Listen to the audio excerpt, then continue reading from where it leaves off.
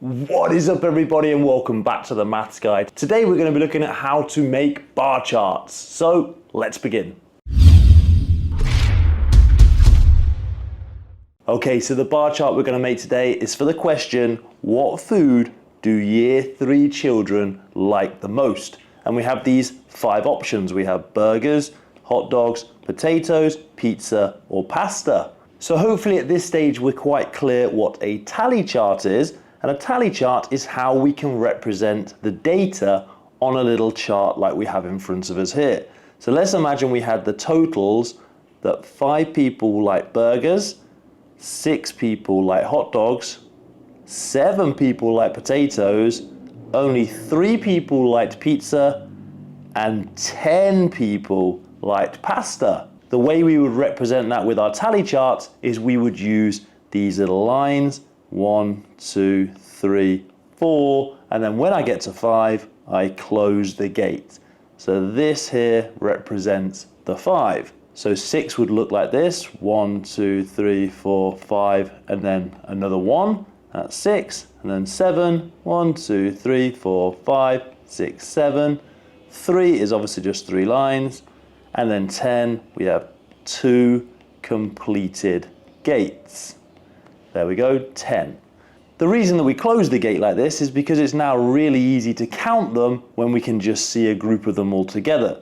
So for example, if I look at pasta, I can see I have 10 in my tally chart because I just have one group of 5 and another group of 5. Makes it easy to count. But that's not what we're doing today. We're looking at how we can turn this tally chart into a bar graph.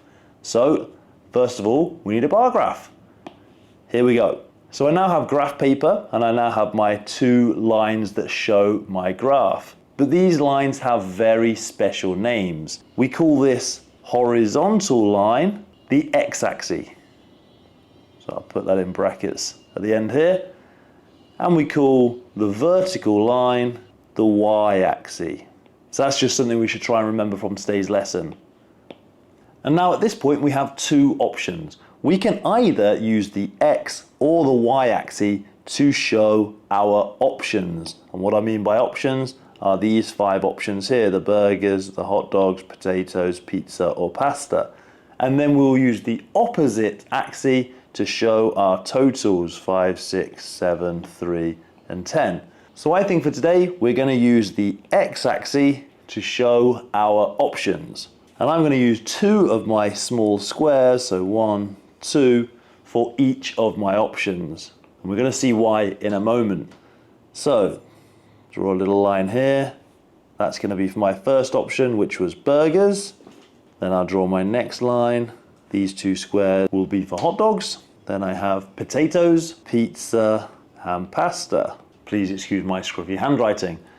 Okay, so now I've set up my x-axis, I now need to set up my y-axis with the amount chosen by the different children. So the first thing I need to try and look at is what was my biggest total. And I can see down here for pasta, I have 10, which is my biggest total. So my y-axis only needs to go to 10. Now, one other important thing to realize is this little corner part here, this will always represent 0. So my first one is 1, then 2, 3, 4, 5, 6, 7, 8, 9, and 10. Now what I want you to just pay attention to for just a moment, look how accurate I've been with putting my little dashes right on the blue line of my graph paper. That's because that is where the value is. It's not halfway, so I couldn't draw my pink line here. It's not a little bit close to it, it's right on the blue line. When we're drawing graphs, we have to be super accurate, otherwise dating can be misunderstood. Now, there's a few things I need to do before I carry on. First is I'm going to give my graph a title. So we need to try and decide what this graph is showing us. And I think we knew from the first page here, we said that this graph is food that year 3 children like the most. So in my graph, I'm going to put a title. I'm going to call it a graph to show the favorite food of year 3 children. And then finally, I'm going to label my y and x axes. So my y axis, this is my total, and then my x-axis was my food choices. Running out of space down here a little bit.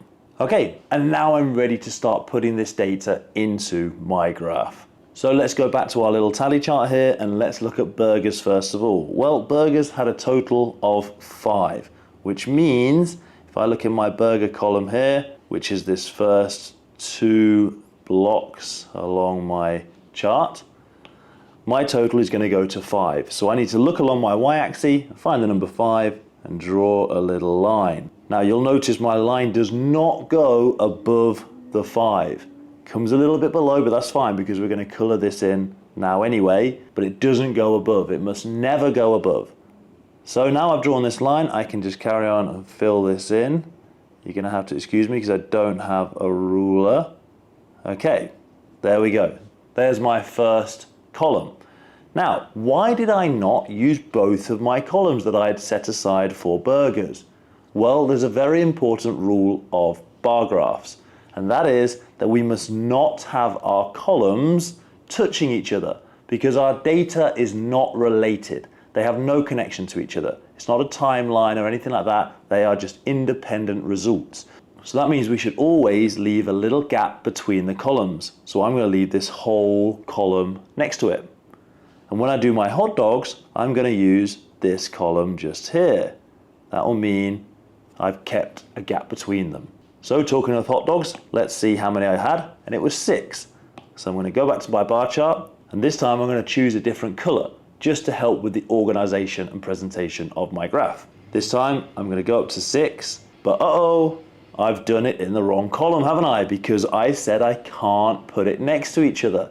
So remember, I'm going to leave this one free and I'm going to put my answer into this column just here. Again, hopefully you'll use a ruler that I can't use today. So now we've done our hot dogs. Let's look back and see potatoes. We had 7. Choose a different color, leave that gap and go to 7. Make sure I don't go above the line and fill the rest in. Beautiful, my graph is looking excellent. Now I'm going to look at pizza. Pizza was only 3, so I'm going to draw my line at 3 first and then fill that in. Hopefully you're going to be a bit more accurate than me. And then pasta was our big one at 10. Let's give it a good color. Pasta, I'm going to be careful to leave that gap and then fill in my bar. And there it is. That is our completed bar chart for our data that we had in a tally chart. Let's just remind ourselves a couple of details. The vertical line is called the y-axis. That's the line going up. And then the horizontal line is called the x-axis. So we have our x-axis and our y-axis. We could use the x-axis for our categories down at the bottom here, but we don't need to. We could put it either way. And we're going to see that in another video. And therefore we would use the y-axis for our measurements. But remember, the bars must not touch each other either way around we do that. Now it's your turn. Have a go at doing a bar chart for this data that I'm going to give you now. So I want you to fill in the tally chart first and then convert it into a bar chart. Once you've done it, show it to your mum and dad and see if they think it's perfect. So I'm going to tell you that the favourite places to go on holiday for our year 3 children, 6 people chose Disneyland, 7 people said Alton Towers, 3 people said the beach, 9 people said they wanted to go skiing, and 5 people said they would like to go diving.